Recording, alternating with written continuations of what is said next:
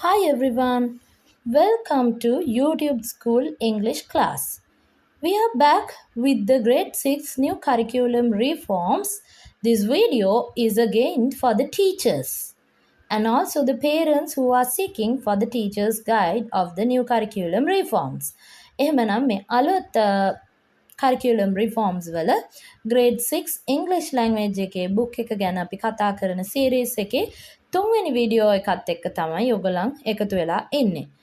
මම කිව්වා ඔයගොල්ලන්ට එදා අවසන් වීඩියෝ එකේදී කතා කරා general instructions for the implementation of modules. මේ modules තුනක් තියෙනවා කිව්වා අපේ English language book එකේ. එහෙමනම් මේ English language modules තුන අපි complete කරන්නේ කොහොමද? මේකට තියෙන general instructions මොනවාද කියන එක teachers guide එක අනුවම අපි කතා කරනවා කියලා. teachers guide එකේ page number 44 එකට යන්න ගිහිල්ලා බලන්න. Before starting the learning teaching process, provide a brief introduction to the module. Before you start teaching, you have to provide a brief introduction to your students, right? And then to this module, that means this is module number 1, this is module number 2, this is module number 3. Likewise, you have to explain it to the students. Then make the students familiar with index icons. There are some icons given there in the book. book එක කියලා දෙන වෙලාවට මම ඔයාලට icons ටික පෙන්නන්නම්. ඒ කියන්නේ මේක group work එකක් නම් මේකට ළමයි කිප දෙනෙක් ඉන්න පින්තූරයක් ඉස්සරහට දාලා තියෙනවා. individual work එකක් නම් එහෙම, pair work එකක් නම් එහෙම, assignment එක නම් එහෙම. මේකට එක එක ලකුණු දාලා තියෙනවා. so ඒ ලකුණු ටිකත් එක්ක අපේ students ලව familiar කරන්න ඕනේ. right? එතකොට ඒක කොහොමද කරන්න කියලා මම ඔයාලට ඊළඟ වීඩියෝ එකෙන් පෙන්නන්නම්. මොකද මම ඊළඟ වීඩියෝ එකෙන් book එක තමයි කතා කරන්නේ ඔයගොල්ලන්ට. ඒ කියන්නේ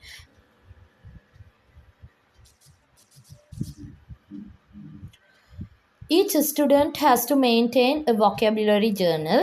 ඇත්තටම හැම student කෙනෙක් ගාවම vocabulary ලියා ගන්න vocabulary journal එකක් maintain කරන්න පොඩි book එකක් තියෙන්න ඕනේ.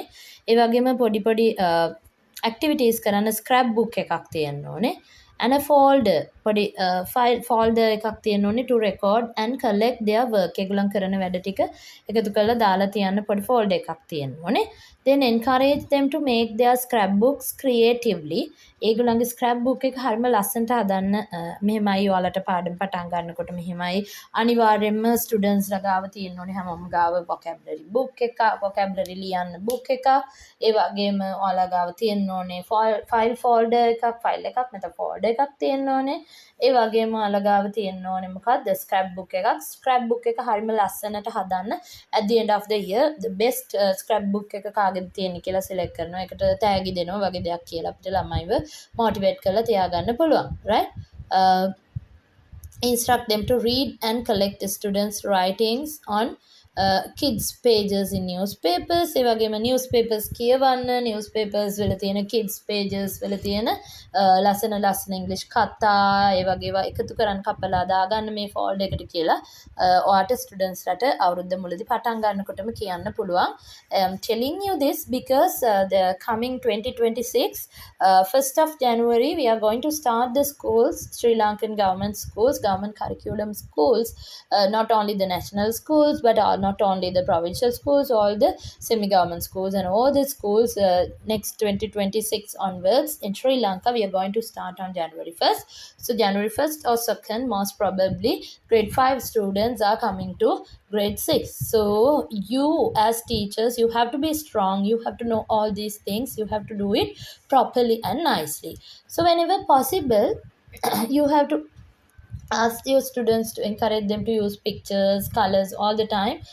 හම්බෙන පින්තූර එහෙම ෆයිල් එක ඇතුලේ දාලා තියාගන්න. මොකද අපිට book එකේ ලියලා අලව ගන්න ඕන වෙනවා pictures, colors ඔය ඔක්කොම color pencil box එකක් daily ගේන්න කියලා කියන්න.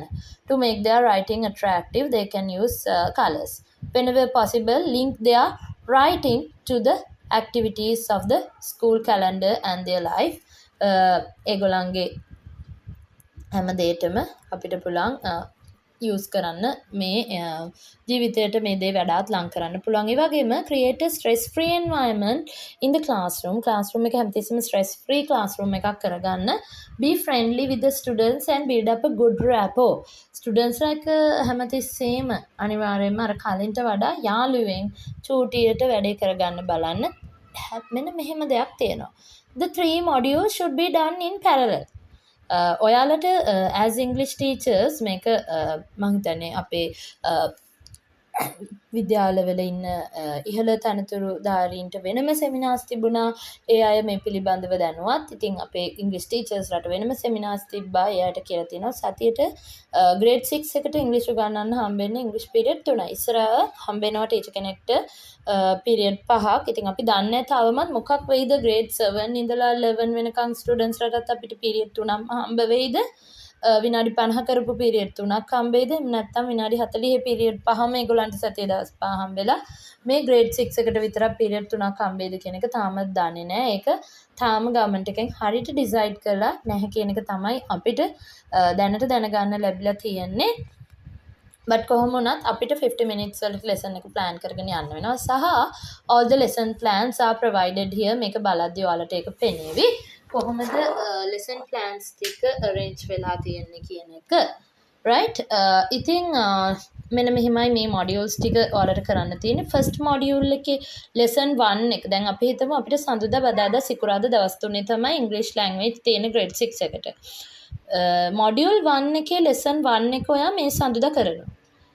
බදාදට දැන් ඉස්සර නම් අපි පාඩම පිළිවෙලටනේ කරගෙන යන්නේ. හැබැයි අපිට බදාදට ඉංග්‍රීසි තියෙනකොට අපි module 1 එකේ lesson 2 නෙමෙයි කරන්නේ. බදාදට අපි කරන්නේ module 2 එකේ lesson 1 එක.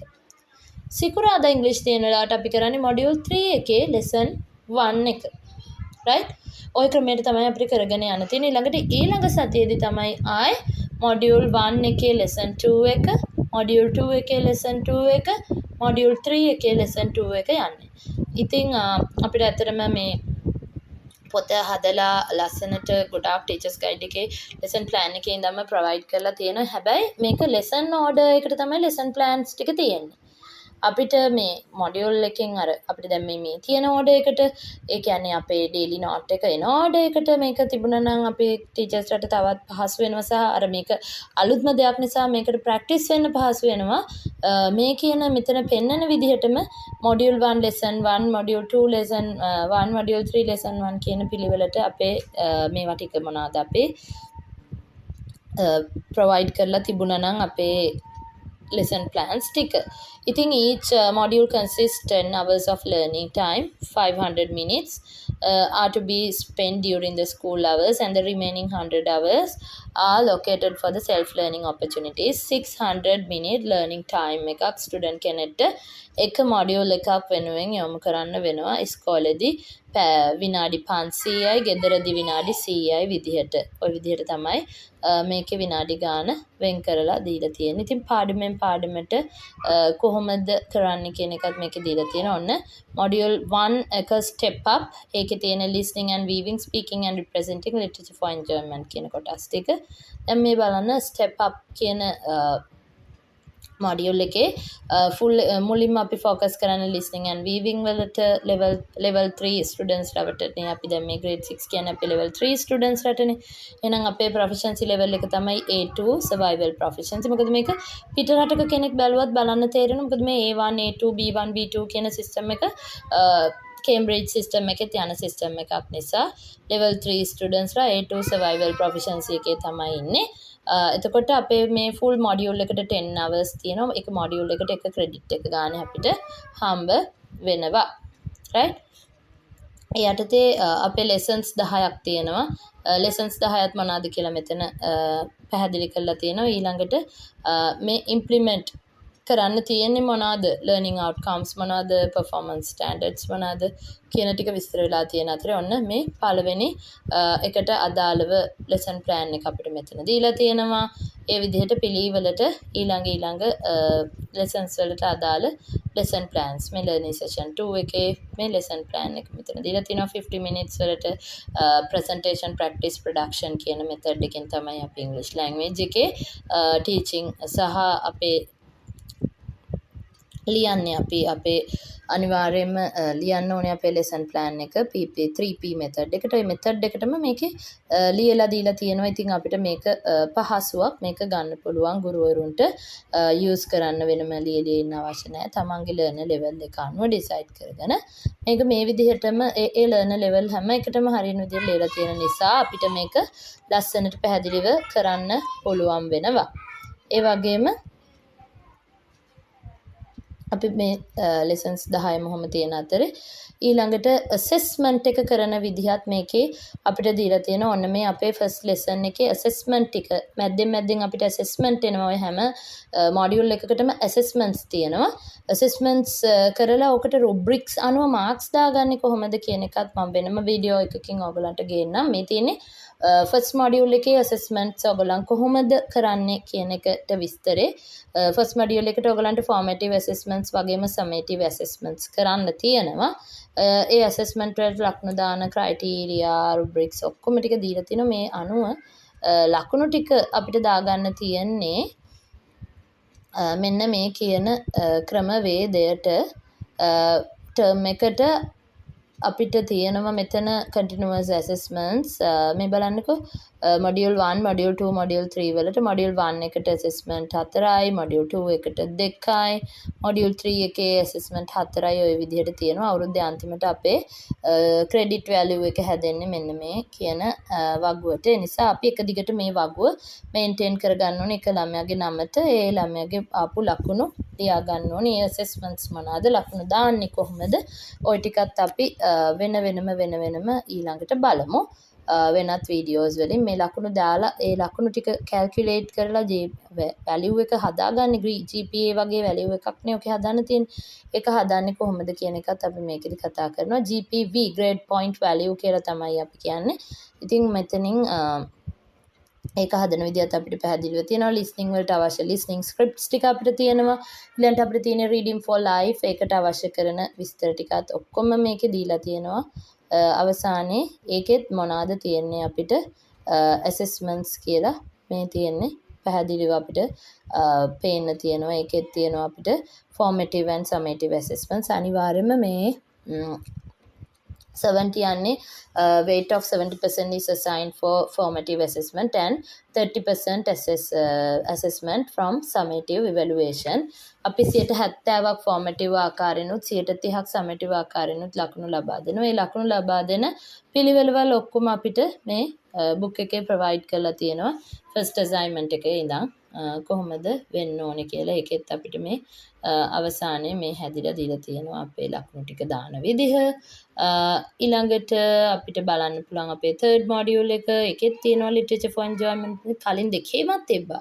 ඉතින් writing එහෙනම් අපිට සතියට එක දවසක් ලියන්න තියෙනවා දැන් නේද? ඔන්න mirror wall මේකේ යටතේ මේකෙත් ඉන්නේ අපේ level 3 එකේ students ලා A2 survival proficiency කට්ටිය. ලකුණු කොහොමද distribute වෙන්නේ මේ කියන විස්තර ඔක්කොම මේකෙත් දීලා තියෙනවා. සහ මේ අපිට අවශ්‍ය lesson plans ටික ඔක්කොම provide කරලා තියෙන අතරේ අපිට අවශ්‍ය වෙන teaching aids උත් මේකේ දීලා තිනවා. අපිට print out එකක් අරගෙන යන්න පුළුවන් මේක colourful ඒවා. ඉතින් ඊළඟට spelling rules වගේ මේ වගේ හැමදේම print out ගන්න පුළුවන් විදිහට අපිට set කරලා දීලා තිනවා. අරන් කපාගෙන අපිට ගෙනියන්න පුළුවන්කම තියෙනවා. section 5 එකේ මේකෙත් තියෙන්නේ අපේ assessment වෙන විදිහ. ඒ කියන්නේ මේ මුළු module එකේම ඇතුළේදී assessment වෙන විදිහ තමයි මේ තියෙන්නේ. assessment එක lesson 4 එකේ 5 එකේ 8 එකේ 10 එකේ තමයි අපේ assessments හතර තිබිලා තියෙන්නේ මේ පාඩමේ.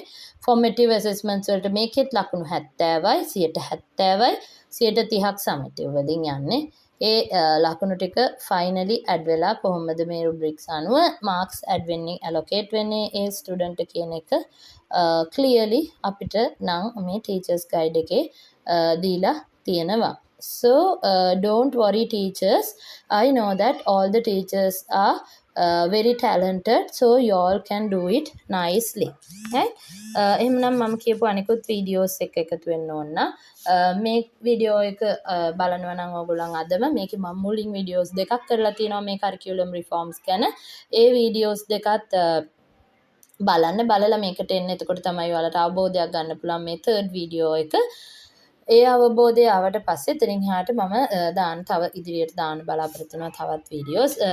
most probably students ලට ජනවරි වෙනකොට book එකක් විදියට modules තුනම එකට දාලා print කරලා book එකක් දෙන්න තමයි ඉඩ තියෙන්නේ.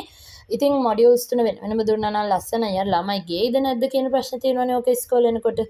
ඒක නිසා modules තුන එකට දාලා එක book එකක් විදියට දෙන්න තමයි දැනට decide කරලා තියෙන්නේ. first term එකේදී අපිට ගොඩාක් complete කරන්න දේවල් තිබුණත් interestingly ළමයි කරයි කියලා හිතෙනවා. ඉතින් බලමු. ඒ වුණාට first term එකක් ඇතුළේදී ඉස්කෝලේ එක තියෙන වැඩත් එක්ක ස්පෝර්ට්ස් මීට් වල ඉඳලා වැඩ සෑහෙන ප්‍රමාණයක් තියෙනවා නිවත් එක්ක. ඉතින් අපි පුළුවන් උපරිමයෙන් මේක කොහොම හරි කවර් කරන්න බලමු. නැත්නම් මේ කියන මාක්ස් අපේ ස්ටුඩන්ට්ස්ලට නැතිව යනවා. ෆයිනලි අර ස්ට්‍රෙස්ෆුල් එක්සෑම් එක නැති කරන්න තමයි මේ ඔක්කොම ටික කරගෙන යන්නේ. so that's it.